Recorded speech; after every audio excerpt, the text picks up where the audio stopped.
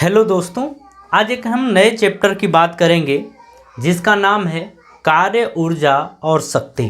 ठीक है, ये हमारे 11th का पहला लेक्चर है, मतलब 11th के इस चैप्टर का पहला लेक्चर है। ठीक है, हम इसमें बात करने वाले हैं कार्य के बारे में। लेकिन अगर हम दैनिक जीवन में बात करें तो हम कुछ शब्दों का लगातार यूज़ करते रहते हैं, जैसे कार्य, शक्ति, ऊर्जा, संघट या टक्कर। ये इस तरीके के हम शब्दों को यूज़ करते रहते हैं अपने डेली लाइफ में। ठीक है, लेकिन अगर देखा जाए तो सामान्य जीवन में और फिजिक्स यानी भौतिकी में इन दोनों का बहुत ज़्यादा अंतर होता है। आप इस चीज़ को देखेंगे। हम सामान्य जीवन की बात करें यानी डेली लाइफ की बात करें तो इसमें हम बोलते हैं कि कोई भी कार्य जिसमें शारीरिक या मानसिक मेहनत लगती है उसे हम कार्य बोलते हैं। ठीक है, मतलब कुछ भी ऐसा करें जिसमें हम दिमाग से काम करें या शरीर से काम करें तो उसे हम कार्य बोलते हैं कि मतलब वो बंदा कार्य कर रहा है। जैसे अगर हम बात करें, एक चौकीदार घर की चौकीदारी करता है तो हम कहते हैं कि वो अपना कार्य कर रहा है। एक स्टूडेंट जो पढ़ाई कर रहा है तो हम कहते हैं कि वो अपना काम कर रहा है। ठीक है, एक जैसे कोई भी मम्मी हो या दीदी हो, कोई भी हो, अगर ये खाना बना रही हैं तो हम कहते हैं कि वो अपना काम कर रही हैं। इसी तरीके से झाड़ू पोछा ये भी एक तरीके का कार्य होता है ना। लेकिन अगर इसमें मेन रूप से झाड़ू पोछा को हटाया जाए तो खाना बनाने को भी अपन कार्य कहते हैं। ठीक है, तो अगर इसको भौतिकी में देखा जाए ना तो हम कहते हैं कि ये कोई कार्य नहीं हो रहा है भौतिकी के हिसाब से। ठीक है, लेकिन दैनिक जीवन और पढ़े लिखे यानी कि भौतिकी के जीवन में दोनों में अंतर होता है। इन्हीं अंतर को हम समझेंगे। ठीक है, यहाँ पर हम ये बोलते हैं, देखिए समझिएगा, हम शुरू करने जा रहे हैं कार्य के बारे में। अब यहाँ पर समझिएगा, कार्य यानी कि वर्क। सबसे पहले हम इसी की बात करेंगे। हम कहते हैं इसमें कि अगर कोई वस्तु है, ये कोई वस्तु है या कोई पिंड है, इसके ऊपर हम बल लगा रहे हैं, बल लगा के इसको मान लीजिए यहाँ से यहाँ तक हम विस्थापित कर दिए।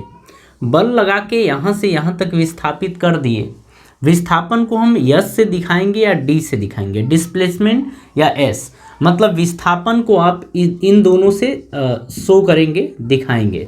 ठीक है, तो अब समझिएगा, हम ये बोल रहे हैं यहाँ पर कि किसी पिंड के ऊपर बल लगाकर मान लीजिए हम ए से बी तक विस्थापित किए तो हम कहेंगे कि यहाँ पर कार्य हो रहा है। ठीक है, तो इसको अगर परिभाषा के रूप में देखा जाए तो हम कहते हैं कि जब किसी वस्तु पर बल लगाकर एक स्थान से दूसरे स्थान तक विस्थापित किया जाता है तो वहाँ पर हम बोलते हैं कि यहाँ पर कार्य प्राप्त होता है। बात समझ में आ रही है? तो यहाँ पर आप एक चीज़ देखिए, ध्यान से समझिएगा। हम क्लास 11th में इसीलिए चीज़ों को हम डीपली समझेंगे, हम 9th के स्टूडेंट नहीं हैं, तो यहाँ पर हमें अच्छे से समझना होगा। तो यहाँ पर बात को ध्यान से समझिएगा। हम बोल रहे हैं यहाँ पर कार्य की, जो कार्य होता है वो आपका होता है बल गुणे विस्थापन, लेकिन इसको लिखेंगे बल डॉट विस्थापन। अब यहाँ पर बात समझिएगा, क्योंकि 11th क्लास में होने के कारण अब चीज़ों को आपको हर चीज़, छोटी से छोटी चीज़ के ऊपर ध्यान देना पड़ेगा। इसको हम बोलते हैं डॉट। क्या बोलते हैं? डॉट। ठीक है, और देखिए जब जब डॉट हटेगा तब तब कॉस थीटा आता है। क्या आता है? Cos theta. तो यहाँ पर आप लिखेंगे बल गुणे विस्थापन, आप ऐसे लिखेंगे, अभी ऐसे लिख सकते हैं, बल गुणे विस्थापन इनटू कॉस थीटा। यहाँ पर जो डॉट है ना, ये हटेगा तो कॉस थीटा आएगा। अभी हम समझा रहे हैं कि ये है क्या। ठीक है, कार्य को आप दिखाएंगे W से, जो आपका कार्य, जो आपने कार्य लिखा है, कार्य को आप W से दिखाएंगे, बल को F से दिखाएंगे और विस्थापन को D से दिखा लीजिए या F से दिखा लीजिए। चलिए हम D से दिखा रहे हैं और ये कॉस थीटा हो गया। ठीक है, तो हम कहेंगे कि W बराबर FD कॉस थीटा होता है। बात समझ में आ रही है? अब चलिए समझते हैं यहाँ पर कि कॉस थीटा आखिर आया कैसे है। अब इस चीज़ को अपन समझते हैं। तो देखिए, जैसे मान लीजिए कि ये धरातल है, इसके ऊपर ये कोई पिंड रखा हुआ है, कोई ऑब्जेक्ट रखा हुआ है जिसका द्रव्यमान m है। और मान लीजिए कि अगर इसके ऊपर हम एक बल लगाएं इस दिशा में, ये हम बल लगा रहे हैं F, ठीक है, और ये जो है ना ये इस समतल से मतलब इससे ये थीटा कोण पर है। कितने पर है? थीटा कोण पर है। अब कुछ चीज़ों के ऊपर अब ध्यान दीजिएगा, हम इसमें कंपोनेंट करते हैं, कंपोनेंट घटक इसका होता है तो थीटा के साथ जो जुड़ा हुआ है वो कॉस थीटा यानी कि F कॉस थीटा आएगा। आप पिछले लेक्चर में ये सारी चीज़ें देख चुके हैं, मतलब पिछले चैप्टर्स में। अगर इसके लंबवत देखा जाए तो ये होता है F साइन थीटा। क्या होता है? F sine theta. तो ये हो गया F कॉस थीटा और ये हो गया F साइन थीटा। तो आपको इसे ध्यान रखना पड़ेगा क्योंकि ये काफ़ी ज़रूरी चीज़ है, ठीक है। अब देखिए विस्थापन किस दिशा में होता है, तो विस्थापन इधर की तरफ होगा, ठीक है। विस्थापन इधर की तरफ होगा। मान लीजिए कि यहाँ तक आया है तो यहाँ से जो विस्थापन हुआ है वो d हुआ है, ठीक है। अब देखिए कार्य हम दोनों तरीके से देखेंगे। यहाँ पर पहले केस को देखिएगा, समझिएगा, मेरी बात को समझिएगा। अगर हम फोर्स यानी कि बल ले लेते हैं F कॉस थीटा, बल हमने ये वाला ले लिया, ठीक है। तो देखिए बल किधर लग रहा है? बल इधर की तरफ लग रहा है। कितना? F cos theta. तो यहाँ पर ये F कॉस थीटा ये ले लिया। विस्थापन किधर हो रहा है? इधर की तरफ ही हो रहा है, तो विस्थापन भी आपका इधर हो रहा है। दोनों के बीच का कोण देखा जाए तो बल भी इधर लग रहा है, विस्थापन भी इधर हो रहा है, तो दोनों के बीच का कोण जो आएगा वो 0 डिग्री आएगा, ठीक है। इसको ना आप अल्फा ले लीजिए। ये जो आएगा दोनों के बीच का कोण जो आया है अल्फा ले लीजिए, और अल्फा की वैल्यू कितनी है? 0 डिग्री है। बात समझ में आ रही है? अब अगर कार्य देखा जाए तो W बराबर आप लिखेंगे F, देखिए बल कितना है? F कॉस थीटा, तो F कॉस थीटा ये लेंगे, बीच में आप डॉट लिखेंगे, ठीक है। थीटा देखिए ले चुके हैं इसीलिए हमने अल्फा लिया है। बात समझ में आ रही है? अब यहाँ पर लिखेंगे D, और आपको पता है कि जब डॉट हटता है तो F cos theta into D। अब यहाँ पर कॉस थीटा आता था तो थीटा के प्लेस पे हम अल्फा भी ले सकते हैं, कोई दिक्कत नहीं है, क्योंकि थीटा ले चुके हैं तो अब हम अल्फा लेंगे। बात समझ में आ रही है? तो यहाँ पर आप लिखेंगे F cos theta into D और कॉस अल्फा, और अल्फा की जगह क्या है? 0 डिग्री। और आपको पता है कि कॉस 0 डिग्री की वैल्यू होती है 1, तो यहाँ पर आप लिखेंगे F cos theta into D, ठीक है। या इसको लिख सकते हैं, देखिए यहाँ पर हुआ क्या है कि इस कंपोनेंट को लिया गया है, इसको लिया गया है। बात समझ में आ रही है? तो इसको FD कॉस थीटा भी आप लिख सकते हैं। बात समझ में आ गई? ये चीज़ आपका हो गया। तो W की वैल्यू क्या आ गई है? FD cos theta. और आप ध्यान हमेशा दीजिएगा कि जिधर विस्थापन हो रहा है अगर उसी दिशा में बल लगे तभी कार्य होगा, ठीक है, तभी कार्य होगा। और दूसरे तरफ भी हो सकता है, लेकिन हम इस तरीके से समझ गए ना तो ये ज़्यादा बेटर है। अब चलिए थोड़ा इसके आगे की कहानी, मतलब अब बल को ले लेते हैं F साइन थीटा। अब उसके हिसाब से हम बात करते हैं। चलिए यहाँ पर देखिएगा, हम बात कर रहे हैं यहाँ पर दूसरे केस में। यहीं पर देखिए आपका जो ये वाला फोर्स क्या है? F साइन थीटा, ये आपका दे रखा है, ठीक है। अब इसके हिसाब से आप देखिए बल लग रहा है ऊपर की तरफ F साइन थीटा, और जो विस्थापन हो रहा है, विस्थापन इधर की तरफ, यानी डिस्प्लेसमेंट हो रहा है इधर की तरफ, ये हो रहा है विस्थापन या डिस्प्लेसमेंट, ठीक है। अगर इन दोनों के बीच का कोण देखा जाए तो 90 अंश होगा, ठीक है। अब यहाँ से अगर कार्य निकाला जाए तो ये लिखेंगे W बराबर F, बल कितना है? F sine theta into dot लिखेंगे और D, यहाँ से लिखेंगे F साइन थीटा D, और यहाँ पर कॉस अल्फा, और अल्फा की वैल्यू आप देख रहे हैं यहाँ पर कितना आ गया है? 90 डिग्री। अरे ये 90 डिग्री है, तो यहाँ पर लिखेंगे F sine theta D cos 90 degree ये, और कॉस 90 की वैल्यू क्या होती है? 0। कॉस 90 की वैल्यू क्या होती है? 0 डिग्री, 0। कॉस 90 की वैल्यू 0। तो जब 0 से मल्टीप्लाई करेंगे तो ओवरऑल क्या आ जाएगा? 0, यानी कि वर्क कितना मिलेगा? 0 मिलेगा, ठीक है। मतलब आप बोलेंगे कि इस कंपोनेंट या इस घटक के द्वारा कार्य किया जा रहा है लेकिन इस घटक के द्वारा कोई कार्य यहाँ पर नहीं किया जा रहा है। मेरी बात समझ में आ गई? देखिए इस तरीके से चीज़ों को आप समझिए, सारी बातें आपको अच्छे तरीके से समझ में आ जाएंगी। ज़रा यहाँ कॉपी करिए, इसके आगे की कहानी हम समझा रहे हैं। कुछ चीज़ें यहाँ पर और भी दिखानी है आपको, ठीक है। चलिए अब यहाँ पर हम समझते हैं आगे की कहानी। हाँ, एक चीज़ आप ध्यान रखिएगा, यहाँ पर इन दोनों को आप शॉर्ट में भी समझ सकते हैं, उसको ध्यान से समझिए। हम यहाँ पर ये कहेंगे कि अगर विस्थापन के पैरेलल यानी कि समांतर हुआ, विस्थापन के समांतर हुआ तब जाके कार्य मिलेगा, लेकिन अगर उसके लंबवत हुआ तो कार्य नहीं मिलेगा। तो यहाँ पर हम ये बोल सकते हैं कि बल अगर समांतर है यानी कि पैरेलल है किसके, विस्थापन के, यानी कि डिस्प्लेसमेंट के, विस्थापन के, तो हम बोलेंगे कि कार्य यहाँ पर होगा या कार्य मिलेगा, कार्य किया जाएगा। लेकिन अगर हम बात करें यहाँ पर कि अगर बल हो गया लंबवत, लंबवत का मतलब परपेंडिकुलर किसके, विस्थापन के, तो यहाँ पर कोई कार्य नहीं मिलेगा, यानी कि हम कहेंगे कि जो कार्य होगा वो मिलेगा ही नहीं, मतलब यहाँ पर कोई कार्य नहीं होगा, यानी कार्य की वैल्यू क्या आएगी, 0 आएगी। मेरी बात समझ में आ रही है?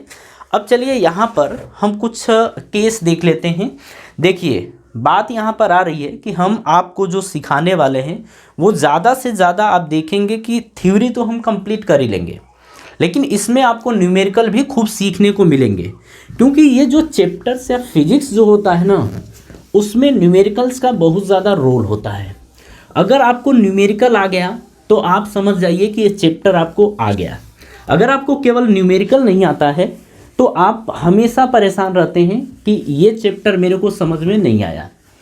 इसीलिए जब आपको न्यूमेरिकल बताया जाता है, समझाया जाता है, तो आप अच्छे तरीके से हर एक बात के ऊपर फोकस करिए, ठीक है ना। चलिए यहाँ पर हम एक एग्जाम्पल की बात करते हैं। इस एग्जाम्पल को आप गौर से समझिए।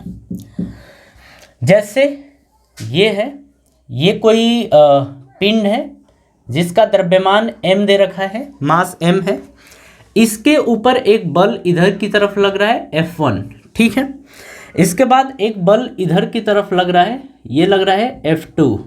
अभी हम सारी चीज़ों पे धीरे धीरे आएंगे, ठीक है ना। अगर यहाँ पर देखा जाए तो यहाँ पर जो बल लग रहा है वो F3 लग रहा है। इधर देखा जाए तो एक बल लग रहा है F4 और इधर की तरफ एक बल लग रहा है F5, ये बल लग रहा है, ठीक है। और जो इसका विस्थापन हो रहा है, मान लीजिए ये यहाँ तक आता है, यहाँ से यहाँ तक आता है, और इसमें x क्या आपका दे रखा है, ये विस्थापन दे रखा है। मान लीजिए यहाँ से यहाँ, यानी कि A से B तक का जो विस्थापन है वो x है, डिस्प्लेसमेंट x है। अब यहाँ पर हम समझेंगे कि पॉजिटिव वर्क हो रहा है कि निगेटिव वर्क हो रहा है, या वर्क कैसा मिल रहा है। ये चीज़ आप समझ गए तो इस चैप्टर में आपको दिक्कत नहीं होगी। बात समझ में आ रही है? ठीक है, चलिए यहाँ पर बात करते हैं अपन। देखिए अगर हम बात करें पहले कि F1 के द्वारा कितना कार्य किया गया है, अब यहाँ पर समझिएगा। अगर हम बात करें बल की, तो बल इस दिशा में लग रहा है, यानी F1 इस दिशा में लग रहा है, विस्थापन भी इसी दिशा में हो रहा है, विस्थापन भी इसी दिशा में हो रहा है। दोनों के बीच का कोण कितना होगा, 0 डिग्री। कितना होगा, 0 डिग्री। तो यहाँ पर अगर W1 यानी कि कार्य की बात करें तो आप लिखेंगे F1 x cos, और थीटा के प्लेस पे कितना लिखेंगे, 0 डिग्री। यहाँ पर समझ गए? तो ये आएगा F1 x, क्यों? क्योंकि cos 0 डिग्री की वैल्यू कितनी होती है, 1 होती है। तो यहाँ पर आपने देखा कि वर्क कैसा आ गया है, पॉजिटिव, यानी कि हम कहेंगे कि F1 के द्वारा जो कार्य किया जाएगा वो धनात्मक यानी कि पॉजिटिव होगा। बात समझ में आ रही है? सेकंड की अगर बात की जाए तो हम बात करने जा रहे हैं कि F2 बल के द्वारा कितना कार्य किया जाएगा।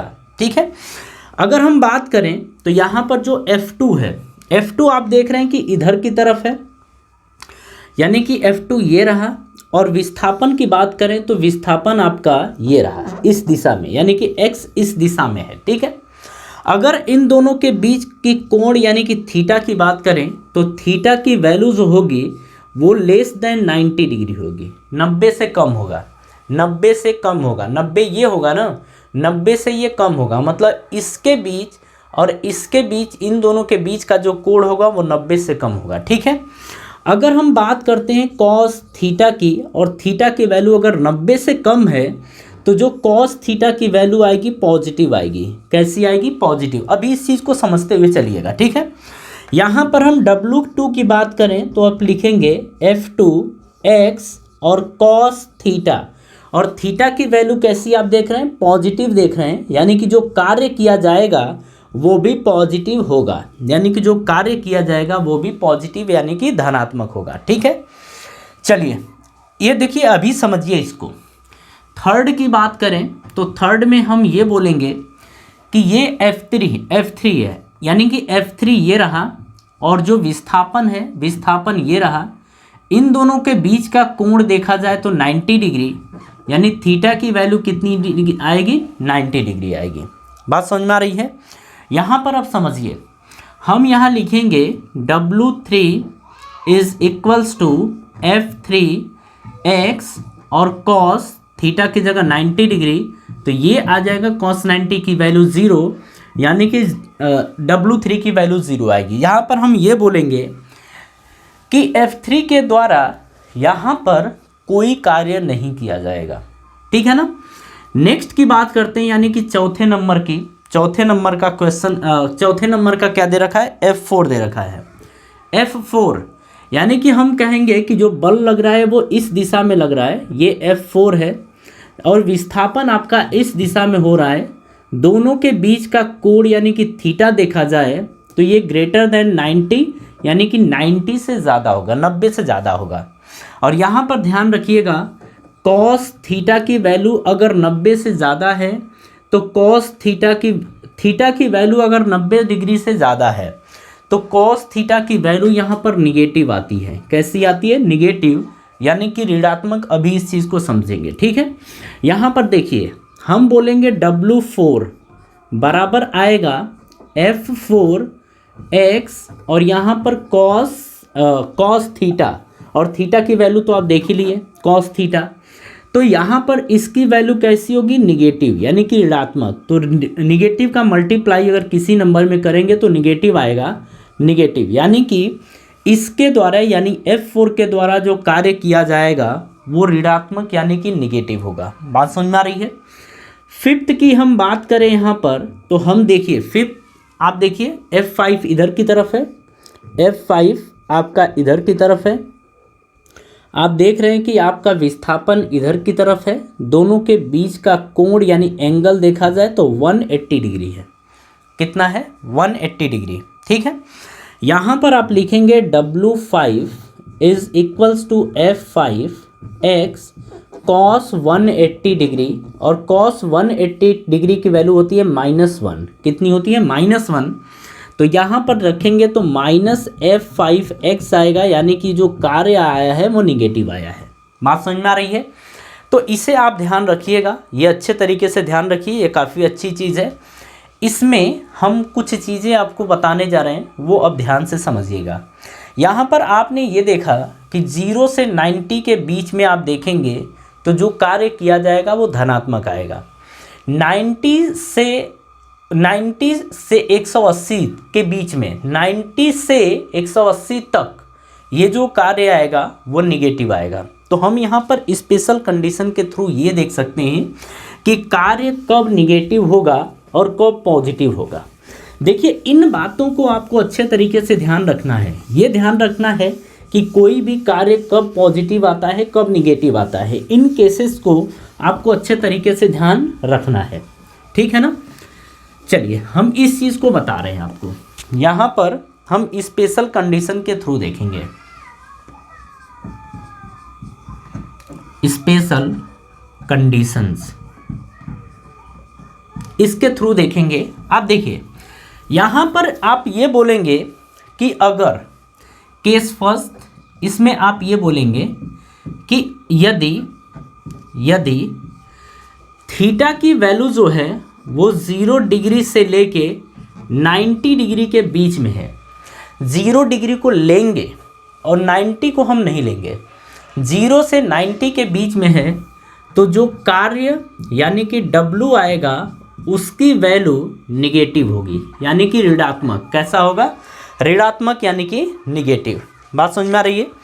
यहाँ पर केस सेकंड में आप ये बोलेंगे कि अगर, यदि यानी कि इफ, अगर थीटा की वैल्यू 90 डिग्री से ज़्यादा हो और 180 डिग्री तक हो, तो यहाँ पर आप बोलेंगे कि जो कार्य आएगा यानी कि जो W आएगा वो आपका आएगा, सॉरी, यहाँ पर पॉजिटिव, यहाँ पर हमने ध्यान नहीं दिया, यहाँ पर पॉजिटिव, और यहाँ पर जो आपका आएगा निगेटिव आएगा। यहाँ पर कैसा आएगा? निगेटिव।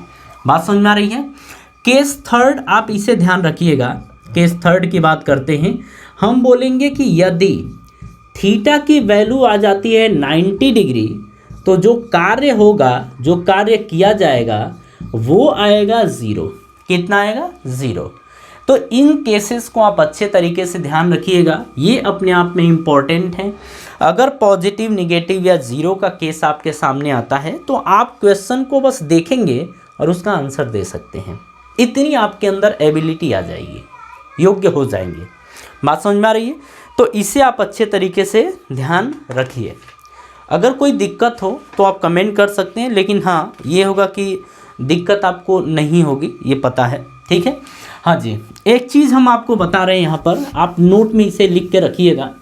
हम ये कहते हैं कि जो कार्य होता है वो एक स्केलर क्वांटिटी यानी कि अदिश राशि है, और अदिश राशि है इसीलिए जो इसकी वैल्यू आएगी, इसके मान आएंगे, वो पॉजिटिव भी हो सकते हैं, निगेटिव भी हो सकते हैं और 0 ये भी हो सकते हैं। ठीक है? तो हम यहाँ पर एक नोट लिखते हैं और नोट में देखिए, हम यहाँ पर बोलते हैं पहली चीज़ कि जो कार्य होता है, कार्य वो एक अदिश राशि है। तो हम बोलेंगे कि कार्य एक अदिश राशि यानी स्केलर क्वांटिटी, कार्य एक अदिश राशि, इसको हम बोलेंगे स्केलर क्वांटिटी। कार्य एक अदिश राशि यानी स्केलर क्वांटिटी है। सेकंड में हम ये बोल सकते हैं कि इसका मान यानी कि कार्य का मान, इसका मान पॉजिटिव यानी धनात्मक, निगेटिव यानी ऋणात्मक, या 0 कुछ भी हो सकता है। ठीक है? पॉजिटिव या निगेटिव या 0 हो सकता है, हो सकता है। ये आपको ध्यान रहेगा। हम यहाँ पर ये बोल रहे हैं कि जो कार्य होता है वो एक अदिश राशि यानी स्केलर क्वांटिटी है, इसका मान यानी इसकी वैल्यू पॉजिटिव, निगेटिव या 0 कुछ भी हो सकता है। ठीक है? हाँ जी। इसके बाद हम कुछ चीज़ें आपको इसके यूनिट के बारे में बता देते हैं, है ना, इसके मात्रक के बारे में कि कार्य का आखिर मात्रक क्या होता है। देखिए, हम कार्य के मात्रक की बात कर रहे हैं। कार्य का मात्रक यानी कि यूनिट, यानी हम इसके यूनिट की बात कर रहे हैं। अब यहाँ पर समझिएगा, हम इसके मात्रक को 2 तरीके से देखते हैं। एक देखते हैं हम MKS में और दूसरा होता है CGS। इसमें अगर हम MKS सिस्टम में कार्य की मात्रक की बात करें तो इसका मात्रक होता है, MKS या SI यूनिट की बात करते हैं, हाँ SI और CGS। ये अगर हम SI यूनिट की बात करते हैं तो जो इसका मात्रक SI ले लीजिए, वो मत लीजिए SI और CGS। ये हाँ, SI मात्रक की अगर बात करते हैं तो यहाँ पर इसका मात्रक आता है न्यूटन मीटर, क्योंकि कार्य W बराबर क्या होता है FD और D फॉर क्या होता है विस्थापन।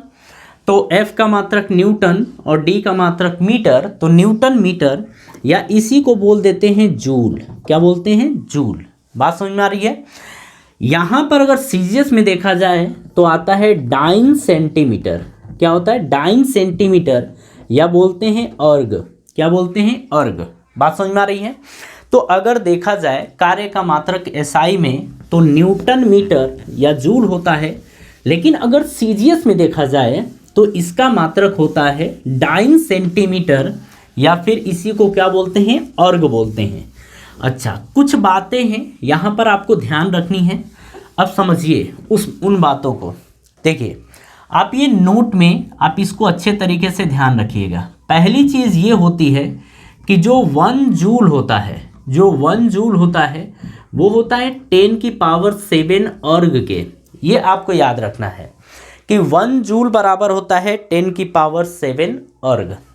दूसरी चीज़ होती है 1 इलेक्ट्रॉन वोल्ट जो होता है, 1 इलेक्ट्रॉन वोल्ट वो होता है 1.6 इंटू 10 की पावर -19 जूल के बराबर।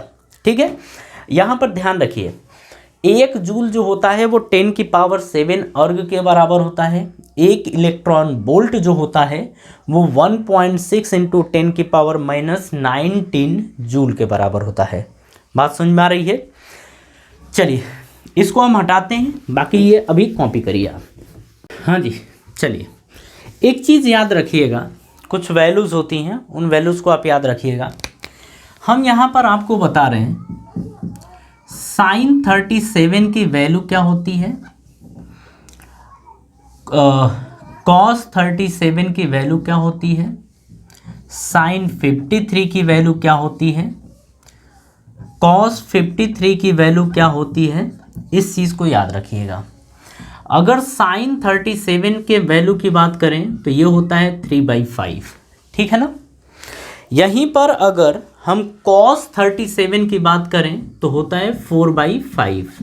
इसके वैल्यू यानी कि मान की बात हो रही है। साइन 53 की वैल्यू होती है 4/5 और कॉस 53 की वैल्यू होती है 3/5। ठीक है, इसे आप याद रखिए। यहाँ पर आप समझिए इस चीज़ को कि ये कैसे हुआ है। अगर हम साइन की बात करें तो साइन थीटा की वैल्यू, थीटा अगर बढ़ता है, हम कहते हैं कि थीटा बढ़ता है तो साइन थीटा की वैल्यू भी बढ़ती है। अगर कॉस थीटा की बात करें तो यहाँ पर हम ये बोलते हैं कि अगर थीटा की वैल्यू कम होती है, थीटा की वैल्यू कम होती है तो कॉस थीटा की वैल्यू ज़्यादा होती है। इसे आप ध्यान रखिएगा। आप इसे इस तरीके से याद रख सकते हैं कि अगर थीटा ज़्यादा होगा, अगर थीटा ज़्यादा होगा तो साइन थीटा ज़्यादा होगा। ठीक है, अगर इन दोनों में तुलना की जाए, अगर आप भूल जाएं तो आप ऐसे याद रख सकते हैं कि अच्छा ये दोनों बराबर हैं, मतलब 45 से कम है, 45 डिग्री से कम है, तो 45 डिग्री से कम है, इसका मतलब जो साइन थीटा है ना उसकी वैल्यू कम होगी और कॉस थीटा की वैल्यू ज़्यादा होगी। यहाँ पर अगर बात की जाए तो साइन थीटा 45 से ज़्यादा तो साइन थीटा ज़्यादा है, दोनों बराबर हैं तो साइन थीटा की वैल्यू ज़्यादा होगी और कॉस थीटा की वैल्यू कम होगी। क्योंकि ये 45 से ज़्यादा तो कॉस थीटा की वैल्यू कम, 45 से कम तो कॉस थीटा की वैल्यू ज़्यादा। आप इस तरीके से इसको याद रख सकते हैं, कभी नहीं भूलेंगे। यहाँ पर अब हम एक न्यूमेरिकल की बात करते हैं। हम आपको ये इसलिए बताए हैं क्योंकि अगर आप अच्छे क्वेश्चंस करना चाहते हैं, जैसे एससी वर्मा वगैरह के आप कॉम्पिटिटिव एग्ज़ाम के क्वेश्चन करना चाहते हैं, तो वहाँ पर आपको इसकी वैल्यू पूछता है, ज़्यादा नहीं पूछता है, 37 की पूछता है, 53 की पूछता है, तो ये दो तो आपको याद ही हो गया, मतलब इसके चलते प्रॉब्लम आपको नहीं होगी। चलिए एक यहाँ पर हम एग्जाम्पल की बात करते हैं। यहाँ पर समझिए, ये दिया गया है, ये कोई ब्लॉक है या कोई ऑब्जेक्ट है।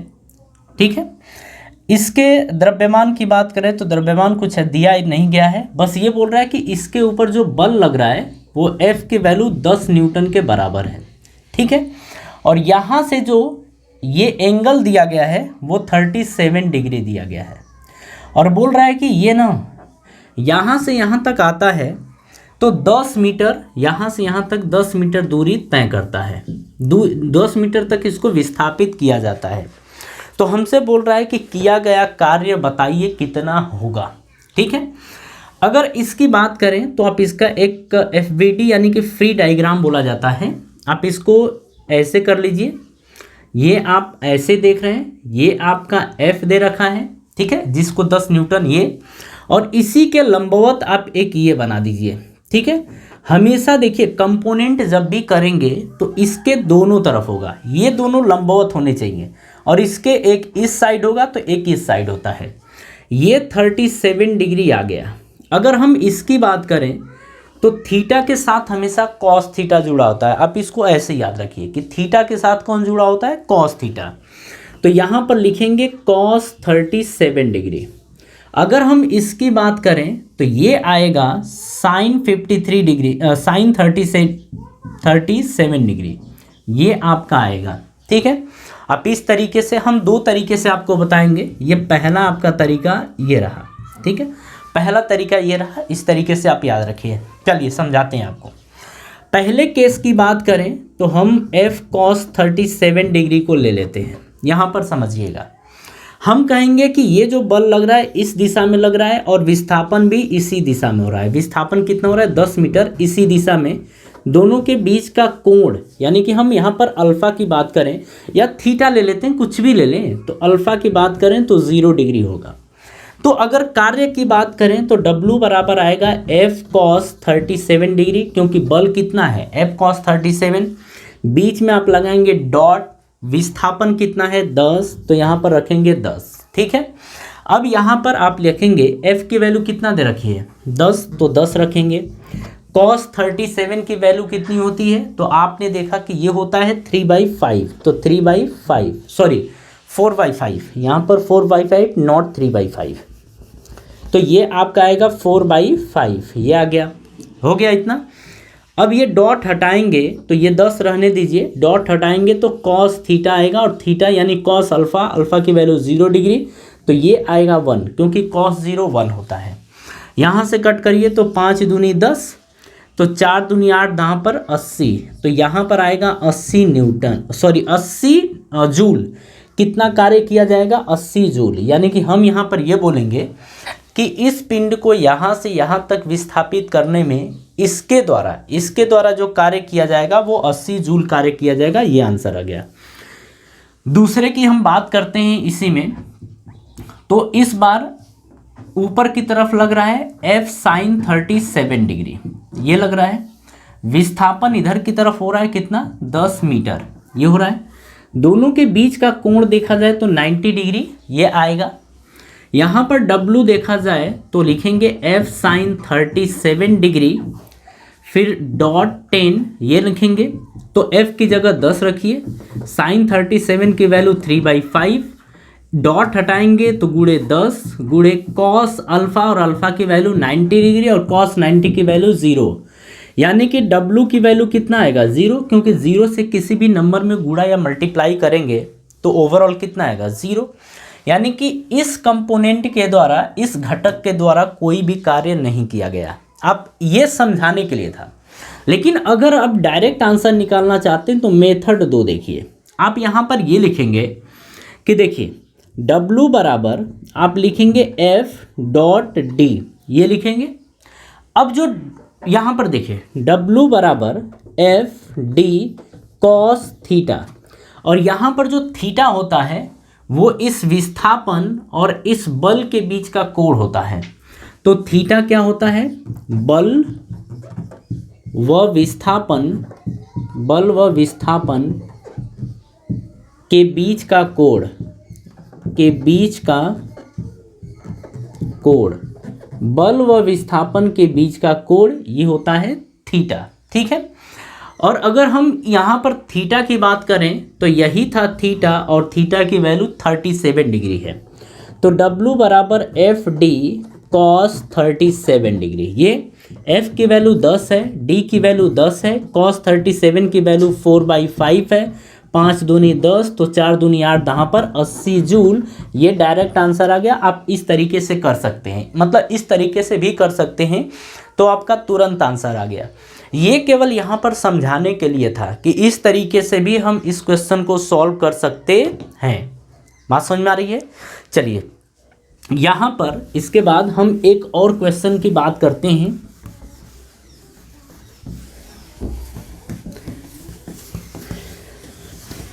देखिए ये फिजिक्स है और यहाँ पर जो हम आपको समझाने वाले हैं वो एक बेहतर लेवल होगा। अगर यहाँ से आप अच्छे तरीके से समझ जाते हैं तो आगे आपको प्रॉब्लम नहीं होगी। ठीक है, एक नए क्वेश्चन की बात करते हैं। यहाँ पर एग्जाम्पल है, देखिए ये दे रखा है कि कोई ऑब्जेक्ट है, कोई वस्तु है और इसके ऊपर 10 न्यूटन का बल लगाया जा रहा है, यानी कि F की वैल्यू 10 न्यूटन है। ठीक है, और इसको मान लीजिए विस्थापित किया जाता है 20 मीटर तक, यहाँ से यहाँ तक 20 मीटर तक विस्थापित किया जाता है। हमसे बोल रहा है कि यहाँ से यहाँ तक ले जाने में, A से B तक ले जाने में कितना कार्य करना पड़ेगा।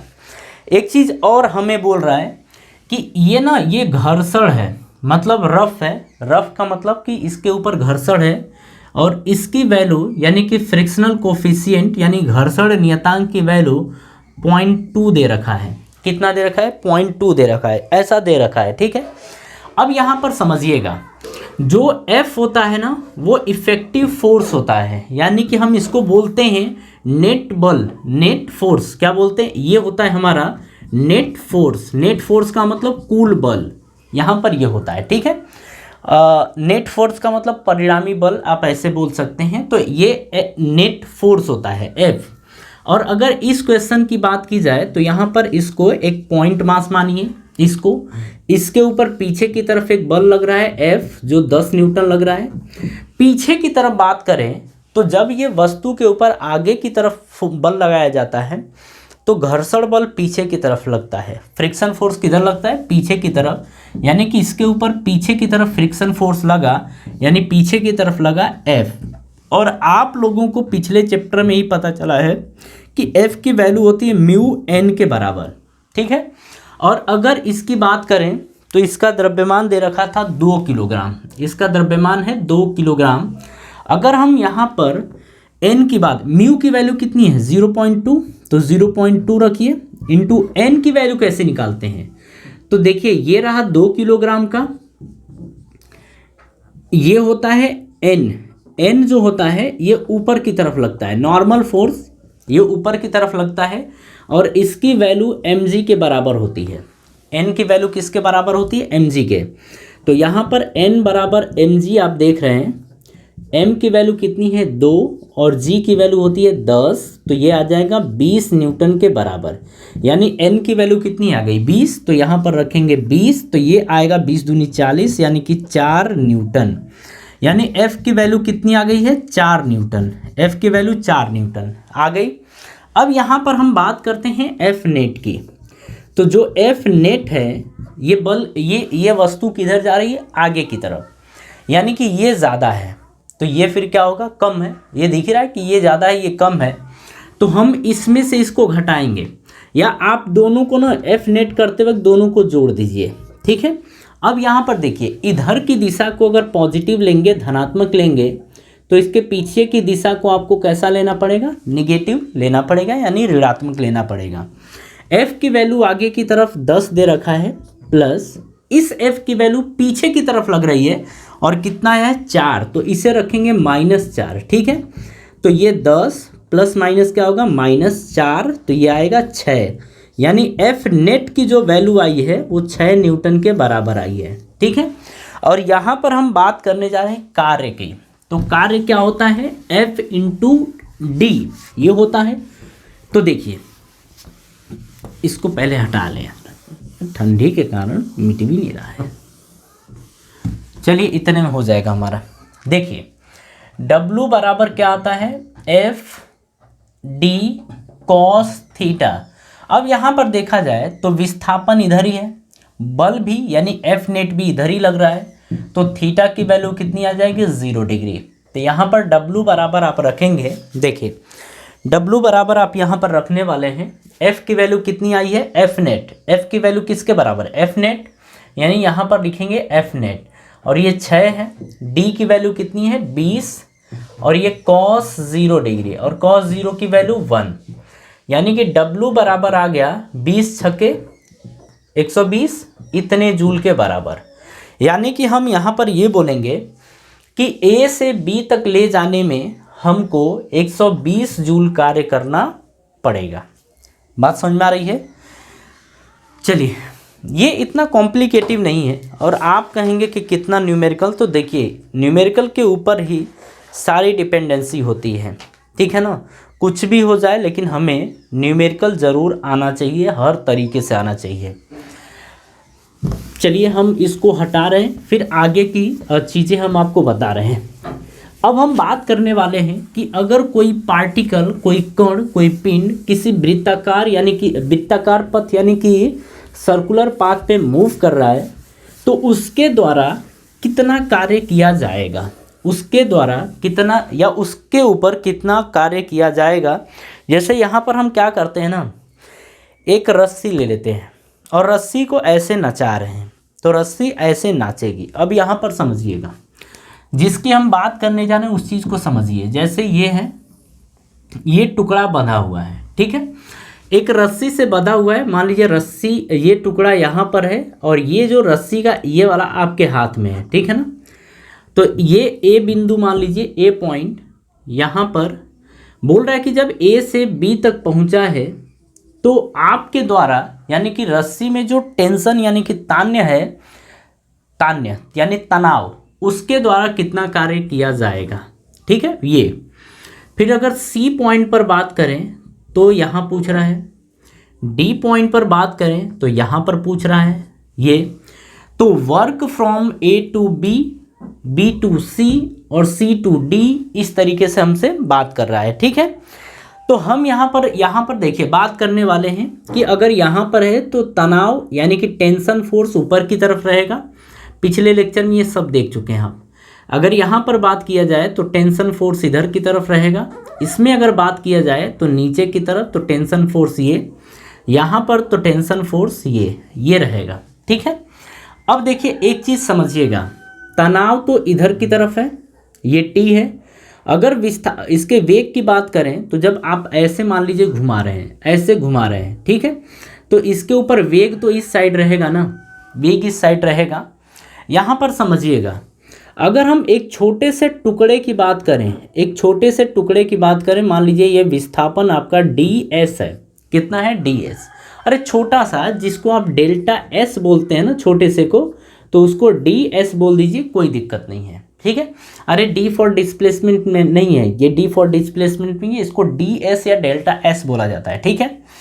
अगर इन दोनों के यानी कि टेंशन ऊपर की तरफ है और ds यानी कि छोटा सा विस्थापन, इसको हम बोलेंगे स्मॉल डिस्प्लेसमेंट, यानी कि बहुत छोटा विस्थापन, स्मॉल डिस्प्लेसमेंट ये रहा। अगर इन दोनों के बीच के एंगल यानी कोण की बात करें तो 90 डिग्री होगा। तो अगर कार्य पूछा जाए ना तो कार्य कितना होगा, अगर ए पर देखा जाए, बी पर देखा जाए, सी पर देखा जाए या डी पर, किसी भी पॉइंट पर अगर देखा जाए, आप यहीं पर क्यों न देखें या यहीं पर देखें, तो इसके द्वारा यानी कि तनाव बल के द्वारा या तान्य बल के द्वारा जो कार्य किया जाएगा वो ए पर हो, बी पर हो या सी पर हो या डी पर हो, सभी पर जो कार्य होगा वो 0 डिग्री होगा। क्यों? क्योंकि जो टेंशन है वो लंबवत होगा यानी परपेंडिकुलर होगा विस्थापन के, यानी दोनों के बीच का कोण यानी कि थीटा की वैल्यू होगी 90 डिग्री। और आपको पता है कि cos 90 की वैल्यू होती है 0, cos 90 की वैल्यू 0। तो यहाँ पर इस तरीके से होगा, ठीक है ना। तो यहाँ पर ये बोलते हैं कि कोई भी पार्टिकल अगर सर्कुलर पाथ पे मूव कर रहा है तो किसी भी पॉइंट पर जो कार्य होगा वो 0 होगा। किसी भी पॉइंट पर कार्य कितना होगा? 0 होगा। बात समझ में आ रही है? देखिए हम आज की सभा यहीं ख़त्म करते हैं। हम नेक्स्ट वीडियो में आपसे मिलेंगे इसके आगे का पोर्शन कंप्लीट करने के लिए। हाँ, कोई भी दिक्कत आपको नहीं होगी अगर आप अच्छे तरीके से चीज़ों को देखते हैं। अगर हम 11th और 12th की बात करें तो इसमें ज़्यादा से ज़्यादा न्यूमेरिकल्स होते हैं, थ्योरेटिकल पार्ट्स हमें समझ में आ जाते हैं, लेकिन जब न्यूमेरिकल पार्ट्स की बात आती है तो वहीं पर प्रॉब्लम होती है। इसी वजह से आप इसे अच्छे तरीके से देखिए ताकि आपका बेसिक क्लियर हो जाए, आगे कोई प्रॉब्लम नहीं होगी। आगे भी इसी तरीके की चीज़ें आएंगी और सारी बात आपको समझ में आएगी। अगर यहाँ पर सीख जाते हैं तो आगे का जो पोर्शन होगा वो और ईजी लगता है, क्योंकि बेसिक तो हम समझ गए ना। ठीक है ना। तो चलिए अब हम आपसे मिलते हैं नेक्स्ट वीडियो में। थैंक्स।